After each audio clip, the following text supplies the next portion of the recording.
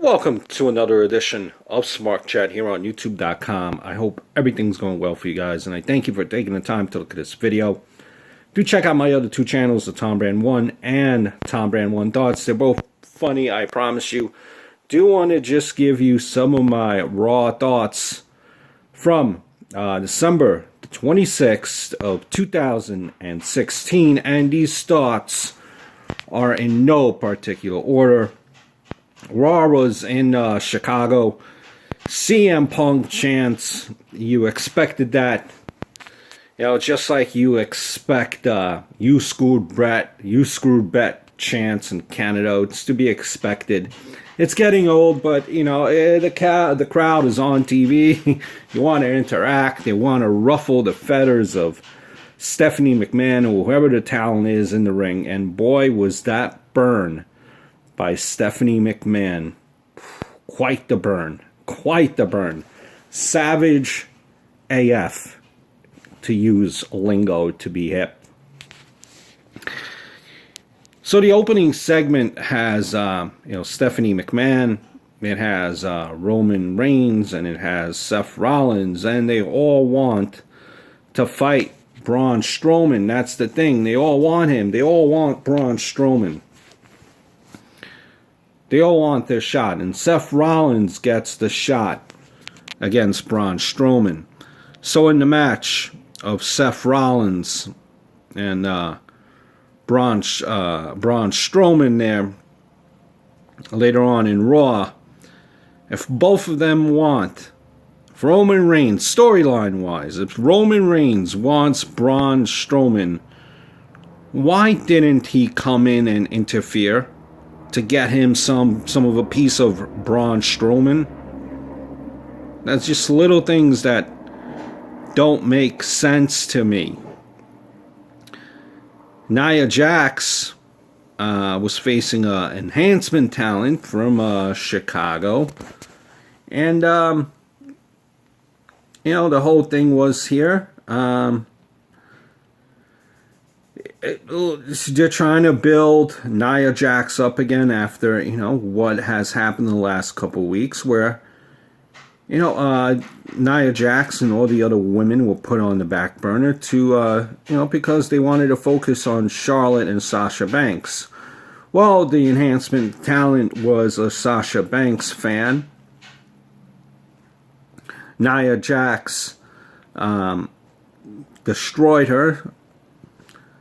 The talent said that Sasha Banks was her inspiration.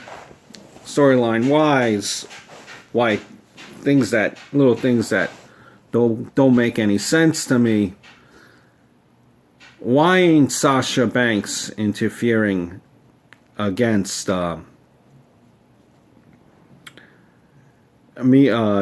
help attack Nia Jax after someone that basically put the neck out on the neck out on the line for you, saying that you're your inspiration. No Sasha Banks, nothing to go after Nia Jax. Really doesn't make sense to me. Little things that matter. We also had once again we had Braun Strowman, and man, Braun Strowman does not like Christmas. He does not like Christmas. Attacking Christmas trees, attacking Darren Young, attacking Bo Dallas, attacking when a couple of weeks ago at the Roadblock pay-per-view, and the last couple of weeks Braun Strowman wants Sami Zayn. He was so upset that he lost the Roadblock pay-per-view. What does he do? He kicks the rope at the Roadblock pay-per-view. And yes, Braun Strowman, intimidating motherfucker. But this guy, I don't know, something about his offense, and the guy really doesn't sell at all. Not even a slightest bit in Braun Strowman. Doesn't really, come on, Braun. He's so upset. Wants Sami Zayn. Kicks the rope. You're in such a, you're mad at someone. What do? Rest holds. I mean, speaking of which, Charlotte had another great promo this week. I like what she did with the promo. Bailey, they obviously this is where it's going. They're pushing this feud now between Charlotte and Bailey. But Charlotte had another one of her great promos, and again, she's probably the best. I think is a complete package in recent memory as far as women's wrestling goes. You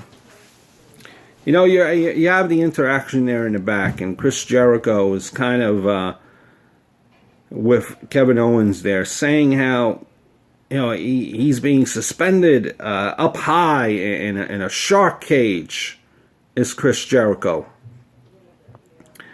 Now, see what I don't understand. If in storyline wise, he's afraid of heights, but yet he was in ladder matches. He invented the ladder match. Never really explained it, and it really doesn't make sense to me. Neville, all of a sudden now is king of the cruiserweights. Well, he was never built as a cruiserweight. And the cruiserweight division has been up and going for 2 months. And he just joined the cruiserweight division. Now all of a sudden he's king of the cruiserweights. One thing with Neville, hopefully this is good for him in this heel change. But I think he overdoes it facially. He needs to tone it down a little bit with the facial expressions. He always looks like he's smelling something that doesn't smell too pleasant. He needs to tone down, I think, on the facial expressions. Mr. Gallagher there. Again, nice to see a good pop that he got.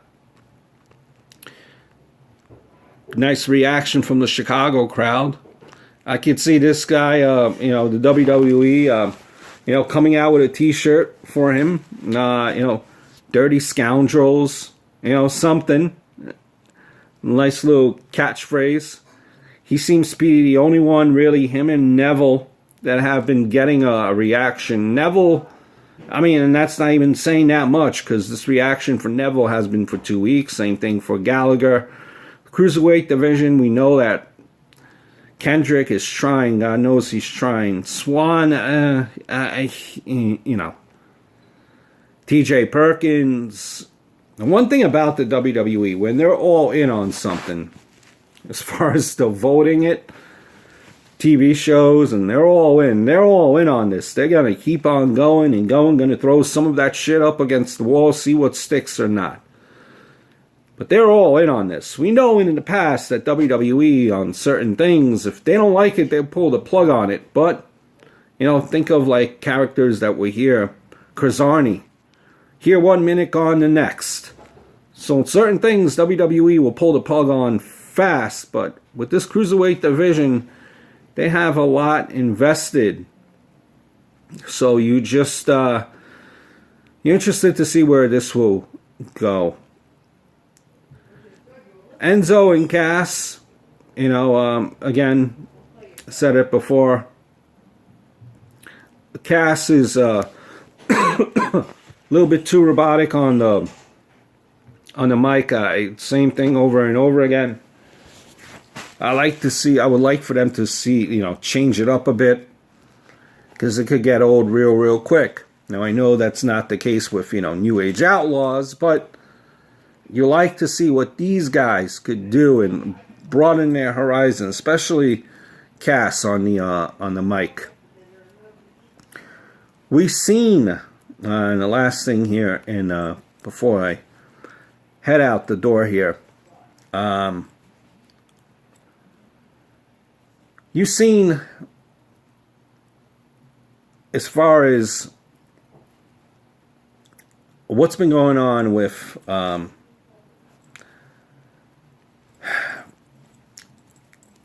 Anderson and Gallows. Fighting against Golden Truth. You wonder at times, what are they doing with this tag team? Anderson and Gallows. Now, I know they have only been here for a short cup of coffee. It's almost going on a year now, and quite honestly, yes, they did pick up the win, but they're really just in limbo. You would have thought that they would have broken New Day's record. They gave it to Cesaro and Sheamus instead. Because God knows Anderson and Gallows constantly lost to New Day. You figured they would finally get a win. Never happened. And now it seems, the fighting against Golden Truth, that they're on the back of getting a title shot. So you just wonder if Anderson and Gallows could have wished that they stayed in New Japan at times. Just some of my quick thoughts from Raw. I hope all is well, and I look forward to speaking to you very, very soon.